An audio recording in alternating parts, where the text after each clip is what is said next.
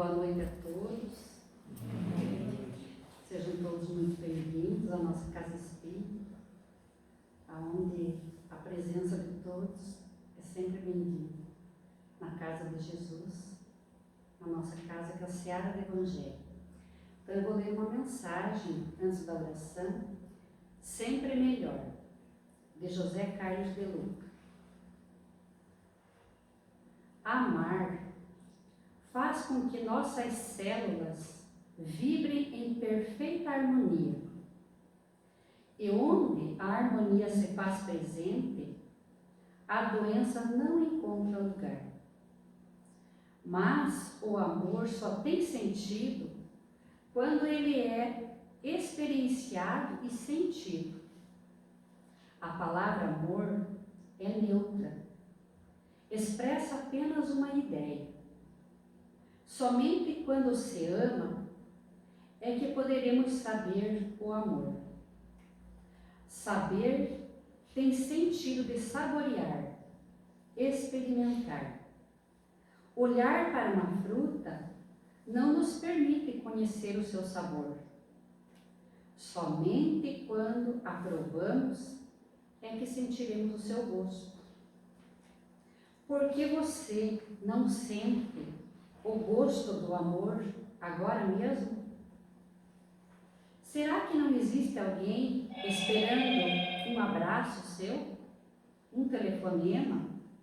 Não existe alguém precisando da sua palavra amiga? Dê um simples pedaço de pão que você queira dividir? Será que você também não será capaz de um gesto de amor por si mesmo?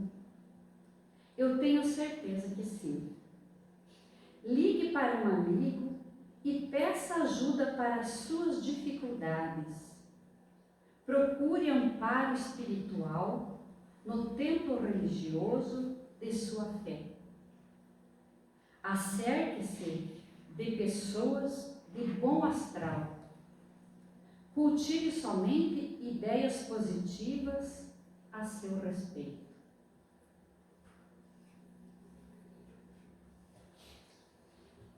Então, com essa mensagem, eu convido a todos vocês para que possamos fechar os nossos olhos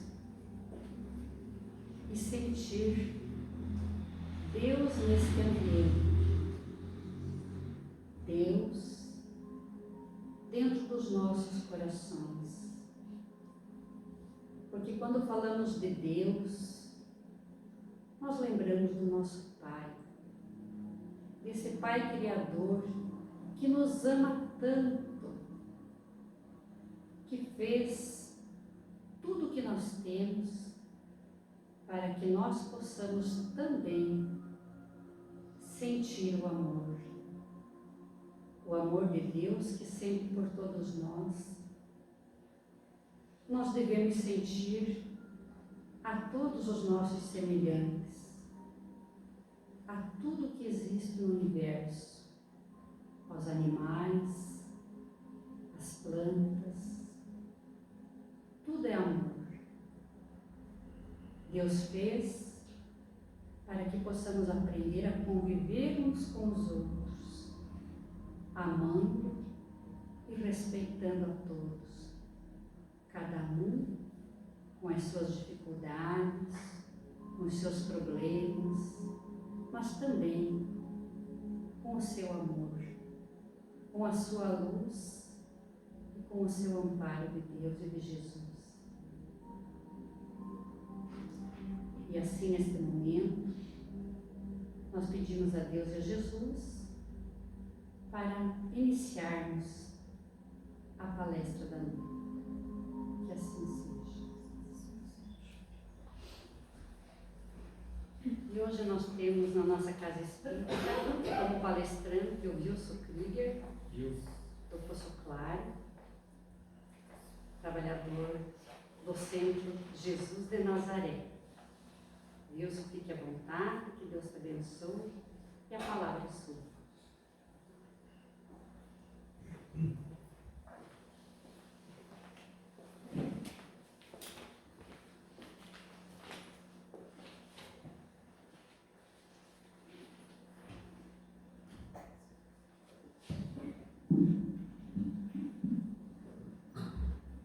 Obrigado.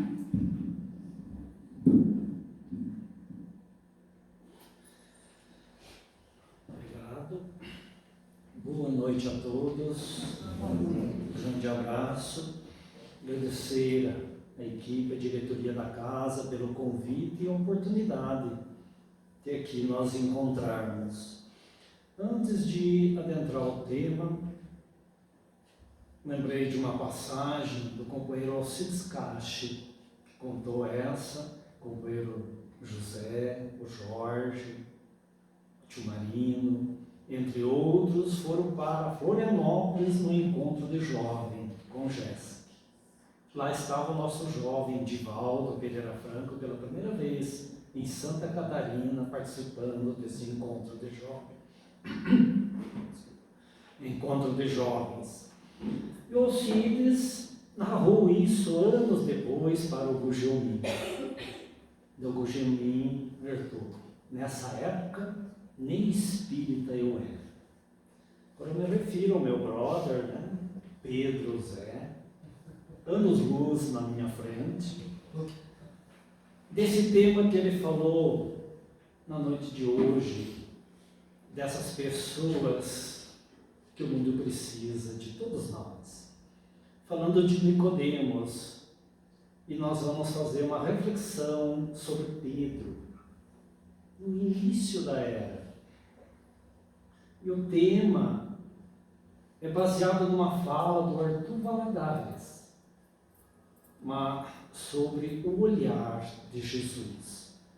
E eu fiquei maravilhado ao ouvir essa palestra, uma delas, a respeito do olhar de Jesus.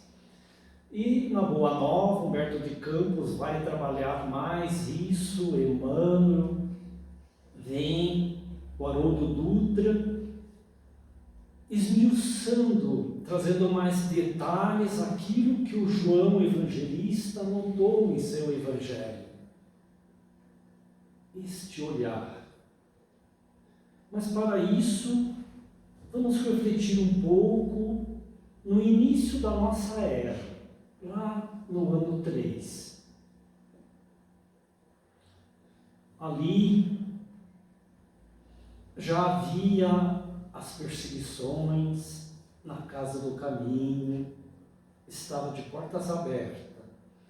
E Estevão era o primeiro que foi sacrificado por ser cristão, por ter adotado a ideia e despertado para seguir o Evangelho de Jesus. E numa tarde muito quente, alguém bate à porta da Casa do Caminho. E Prócoro, um jovem, trabalhador, discípulo já de Pedro, vai até a porta, abre o portão e, para sua surpresa, aquele peregrino cansado do deserto, do calor, nada mais, nada menos que o nosso companheiro Saulo, se identifica e Prócoro empalidece.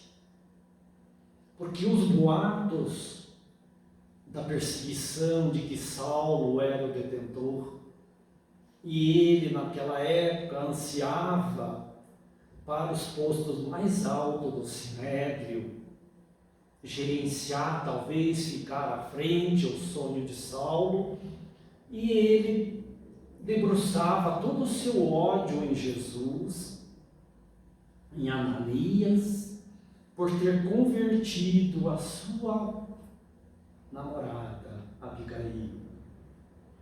Anos depois ele foi descobrir que Estevão, do qual ele o condenou e foi assassinado, que era irmão da sua noiva. E ele partia para Damasco em busca de Ananias, descarregando toda a sua raiva, o seu ódio, porque ele era o culpado de ter convertido a sua noiva ao cristianismo. E ele não admitia isso. com todo esse ódio a Jesus, e ali estava ele, do outro lado da história, agora pedindo ajuda. Ele buscou o Sinédrio, seus amigos o negaram, o expulsaram, não a aceitaram. E agora restava uma alternativa, a casa do caminho. E ele procurava por Pedro. Mas para aquele jovem, ele não sabia o certo o que tinha acontecido com Saulo, porque ele havia desaparecido há 3 anos, ninguém ouvira falar mais dele. Mas os boatos circulavam por toda Roma, Jerusalém, de que ele havia enlouquecido, de que ele teria ficado cego, de que ele tinha doído, talvez até mesmo havia de ter morrido. Mas ali estava ele, aquele homem sofrido, com a questão do tempo e da ocasião, naquela data. Ele não a recolheu, pediu licença para conversar com Pedro no interior da casa e não saberia se ele poderia atender. Ele estava muito ocupado, mas não demoraria para lhe dar resposta. E esse espera um pouco para Saulo foi determinante, porque no seu poder, que até 3 anos antes ele exercia, ninguém dizia não a ele. A ideia dele era a suprema, a sua opinião, o seu poder, aquilo que ele designava. Foi lá, procurou Pedro, Bartolomeu e narrou a Nicolau. O que vamos fazer? E o que realmente Saulo estaria ali? Se estava de volta a perseguir os cristãos. E agora, Pedro. E se ele veio atrás de Pedro, a dúvida balançou todos os trabalhadores da casa do caminho: o que será de nós?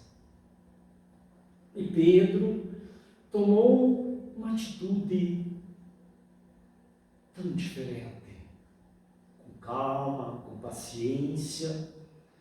Não decidiu, ele era o responsável, o mestre, o condutor da casa do caminho, tinha todo o poder e ele decidia. Mas naquela ocasião, naquele momento, ele preferiu não.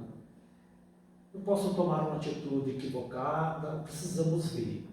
Pede para ele voltar amanhã e à noite a gente conversa com os demais, os companheiros que estavam fora, e nós tomamos a decisão do que fazer. Pronto, volta e dá notícia, que não era possível. Mas amanhã ele poderia voltar, que Pedro iria lhe atender. Isso, mais uma vez, mexeu com o íntimo de Saulo. Como agora, aquele que não precisava pedir licença, e agora precisava aguardar. Ele entendeu, porque a atitude de Pedro, e não se preocupou com isso, lágrimas roubaram dos seus olhos, disfarçou-se e pediu a próprio então: arruma uma vasilha com água para mim refrescar um pouco o calor. O próprio atendeu, se refrescou, tirou as lágrimas que corriam na poeira da caminhada, procurou uma hospedagem simples e à noite se reuniram. E lançando essa ideia e a dúvida do que realmente Saulo estaria ali a procurar, em especial por Pedro, diante de tudo aquilo que ele houvera feito. Reuniram a assembleia, os companheiros, e já houve uma divisão. De um lado, Tiago liderando, e do outro lado, Barnabé. Tiago já reuniu mais uns companheiros e a ideia: não podemos receber esse homem. Sabemos da sua história, do que tudo ele fez. E se agora ele está disfarçado de ovelha, mas está um lobo feroz dentro dele, não podemos atendê-lo. Mas de outro lado, outro grupo, o de Barnabé, o advogado da mansão do caminho, que exercia o apaziguador, aquele que fazia duas pessoas sentarem, conversarem e chegar ao bom senso. Mas entre dois lados de um questionamento de uma assembleia, Pedro, com aquele olhar meigo, doce, retomou a palavra de Nicolau a respeito do cordeiro e da ovelha. O que faria Jesus em nosso lugar? Se um desses procurasse por Jesus, ele não negou a ninguém. Ele acolheu a todos. Não cabe a nós. Se é o lobo que está ali disfarçado de ovelha, não cabe a nós acolhê-lo, domesticá-lo, educá-lo a respeito e em torno do Evangelho, ao invés de nós negarmos, acolher. Não sabemos o que ele quer. E se de fato isso aconteceu, se ele encontrou Jesus na estrada de Damasco, por que nós vamos negar? Na manhã seguinte, Barnabé foi até a hospedaria e trouxe Saulo, sob o olhar de Pedro. Ver de uma outra forma. E a casa do caminho era agora a casa do Evangelho, do acolhimento. Como negar a ajuda? Mas para isso, não foi fácil para Pedro chegar a esse conhecimento. Antes, como conhecemos na história, todo o processo com Jesus, a sua negação, e quando Jesus na sexta-feira santa, na sexta-feira que antecedia a Páscoa, anunciou a sua despedida, a sua hora tinha chegado, que ele iria partir. Aonde ele iria, não poderia levar todos eles. E Pedro, bem o nosso tipo, né? Como? Ele se considerava o discípulo mais amado, mas havia disputa entre ele e João, porque Jesus dava mais atenção a João, quando dava atenção a Madalena, a outros, Pedro se magoava. Mas ele estava ali dizendo: por onde você vai agora, Jesus, acaso nós não podemos ir? Eu não provei o meu amor, a minha capacidade de te seguir, de falar do Evangelho até então, e a argumentação veio vindo nesse tom. E Jesus calmamente, acalmando, esclarecendo, e Pedro não se conformou com essa decisão.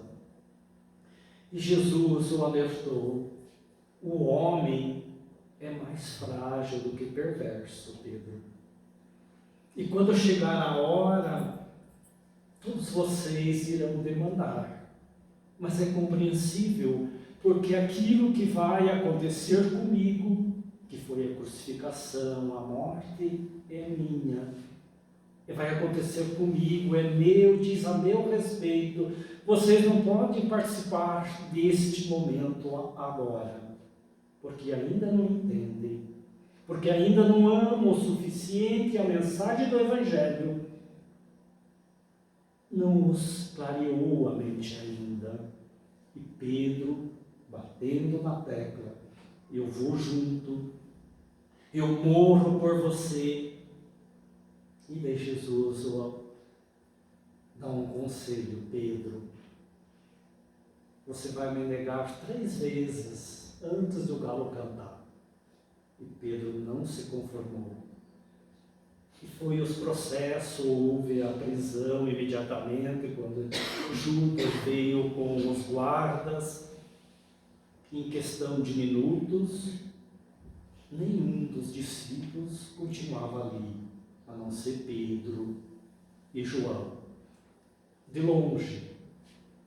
E seguiram aquela multidão, mas para não se aparecer, para não ter o mesmo destino, caminhavam longe da multidão, mas foram acompanhando aquela multidão que acreditava em Jesus, que iam levar o Evangelho de Jesus, os que Jesus curou, o que Jesus libertou dos obsessores, agora o acusando, criticando, zombando. E Pedro foi sentindo na pele, dentro do seu coração, tudo isso, e não poderia dizer nada.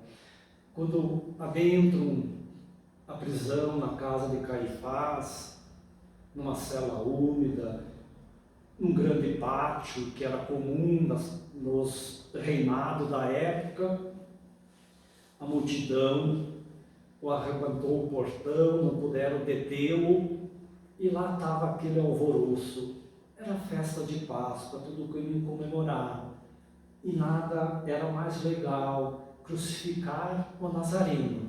Aqueles que confiaram nele até então, agora estavam acusando. Alguns de nós estávamos lá, naquela época já. E Pedro tomara a decisão de João voltar para contar para Maria, para Madalena, aonde estava Jesus, o que estava acontecendo. E Pedro ficou ali de alguma forma para tentar ajudá-lo, ver se Jesus precisava de algo. E de repente uma senhora ouve Pedro ali: mas você não é o discípulo dele? Imagina, eu não, nunca, a senhora deve estar enganado. Logo mais o frio da madrugada, passava de meia-noite. Quando ele se aproximou-se da fogueira, ali estavam servindo vinhos e tudo mais. 2 companheiros que estavam sentados ao lado do fogo, novamente para Pedro: mas você é um dos discípulos de Jesus, veio salvar o teu mestre, não era o nosso mestre, o teu mestre. E ele novamente: não, vocês estão enganados, jamais fui discípulo deste homem. Pouco mais à tarde, madrugada, o soldado: mas você foi o cara que cortou a orelha de um companheiro nosso. Claro que é você. Imagina se eu teria essa capacidade. E quebra seu silêncio com o cantar dos galos. Tudo isso veio à tona quando Pedro olha para a cela. Jesus estava a contemplá-lo, sereno, calmo, como todos os 3 anos de convivência que tiveram. E Amélia Rodrigues vai além, dizendo que poucas ou quase nenhumas vezes viram Jesus sorrir, mas muitas vezes viram ele chorar. E Pedro não conseguia entender como poderia o mestre, preso, condenado à morte, para o outro dia, com semblante calmo, tranquilo. Não foi aquele olhar de observação, de corrigenda, chamando a atenção de Pedro. Era um outro olhar, que a partir dali, segundo Humberto de Campos, foi um divisor de água. Pedro entendeu a mensagem de Jesus, o evangelho dele, e o que ele queria com o Pedro, porque Pedro se tornou-se, depois de Jesus como discípulos, porque ele era Simão, nome de batismo Simão. Tu é Pedro, tu é rocha, há de construir a minha igreja. a aceitação. Pedro, uma bomba, diz Arthur Valadares, um trovão não tinha feito estrago maior como aquele olhar de Jesus que se cruzou com o seu olhar. Não foi simplesmente ver, rodar a vista e ver alguém. Eles se comunicaram, eles se entrelaçaram em espírito. Ele não conseguiu suportar, disfarçar a lágrima, vai para fora do muro e chora copiosamente como uma criança. Volta-se até o portão, olha novamente para Jesus, para a cela, e Jesus estava olhando a contemplá-lo, vendo nele um divulgador, um futuro do Evangelho, e não condenando. E ele a entende e pede perdão. E entre os olhares se perdoaram, e jurando ali fazer o que conhecemos de Pedro até os nossos dias. Foi por esse motivo que ele acolheu Saulo e se tornou amigo. Nós temos, aqueles que já têm a minha idade, um pouco mais, olhar de nossos pais. Muitas das vezes eles não tiveram olhar de carinho, de afago, de ternura, principalmente o pai com relação à filha. Era o mais frio, mas olhar de ordem, de corrigenda quando a gente errava. Pedro também teve esse mesmo olhar com Jesus antes, mas naquele momento as lições, e onde Humberto de Campos vem nos dar um recado. Os teus olhos é a candeia do seu corpo. Se os teus olhos forem bons, todo o teu corpo estará iluminado. Não andas em trevas. Mas se os teus olhos forem maus, você estará espalhando trevas por onde quer que andes. O homem é mais frágil do que perverso. É a nossa ignorância, a falta de fé, de esperança há milênios, e a dúvida na hora do testemunho, na hora de falarmos a verdade, a gente titubeia ainda. Se alguém nos pegar de surpresa na rua, você é espírita? Hoje já nós afirmamos, mas algum tempo atrás a gente balanceava. Raro foros, e aqui há 100 e poucos anos em Poço Claro, né, nos companheiro José Picos, né, diante da perseguição que ainda existia.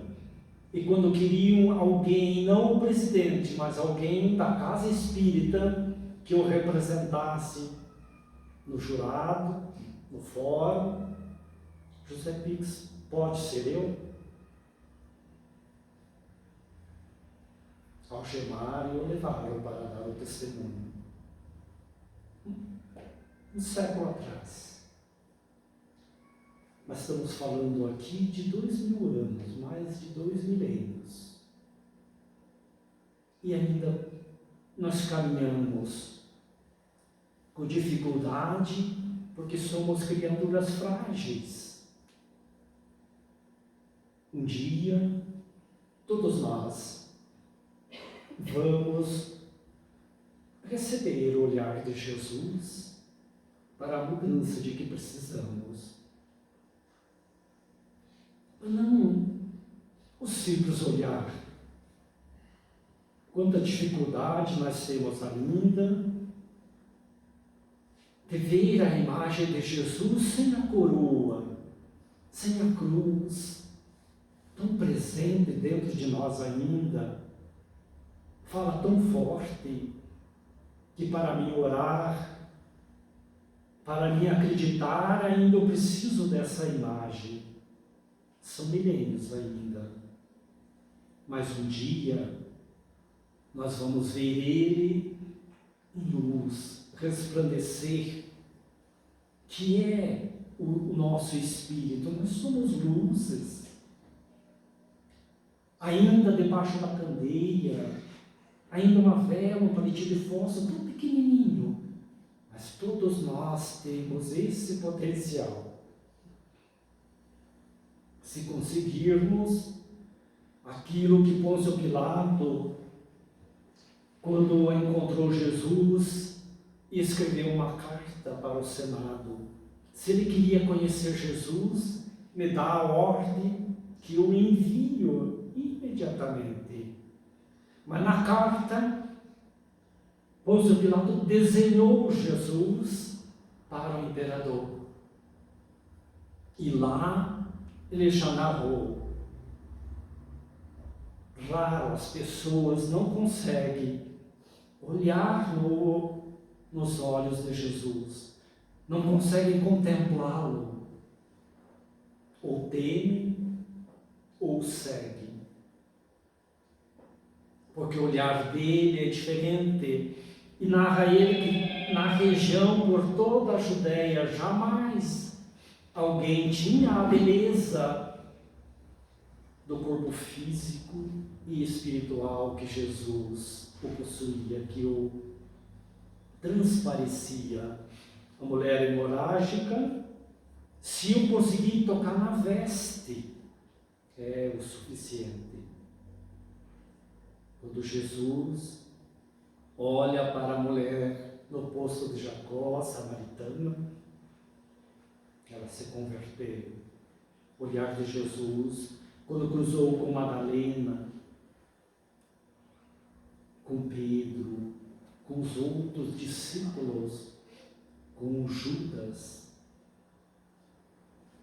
com todos nós mudamos de vida, sabemos de quem Ele é e para o qual Ele nos assegurou que todos nós caminhamos. O dia em que todos nós se tornarmos crístico, antes do planeta Terra ser formado, Ele já era este homem. E nós estamos na caminhada. Ele confia em todos nós. Ele não julga, Ele não condena, porque o olhar dele é eterno, paternal, suave, tranquilo, transmite paz. Embora não rindo, Ele dá a segurança da alegria, da ternura, da paz.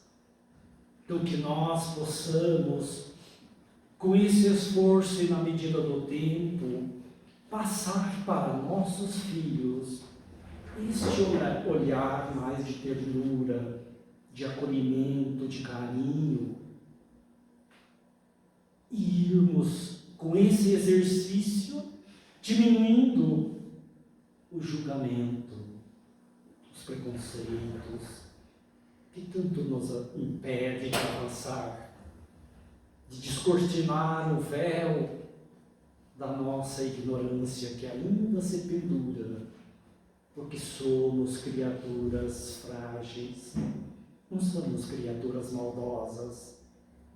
Já passamos por essa etapa, mas essa fragilidade de desconhecer é que ainda duvidamos.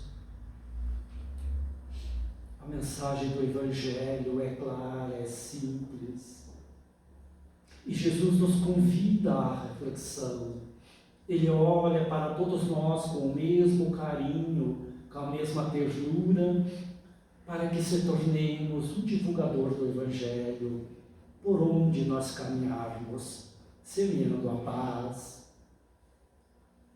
vencendo a discórdia, o ódio tão forte em nossa sociedade ainda, a ignorância por desconhecer e por isso criticamos.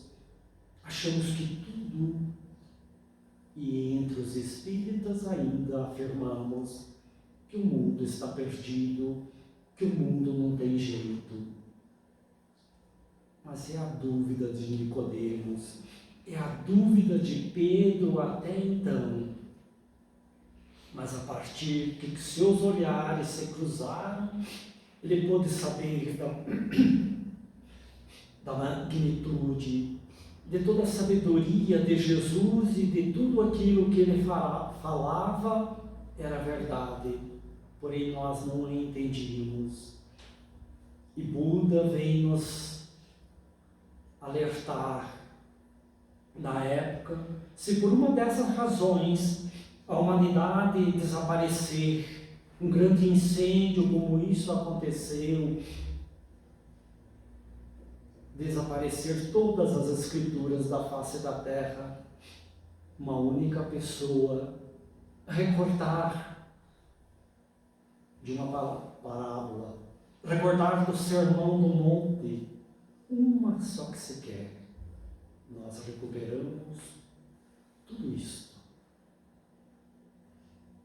Então falemos do Evangelho, do nosso modo, do modo simples, quando um companheiro de Curitiba questionou Joana de Ângeles, por que é tão difícil falar do Evangelho para os cultos, para os doutores?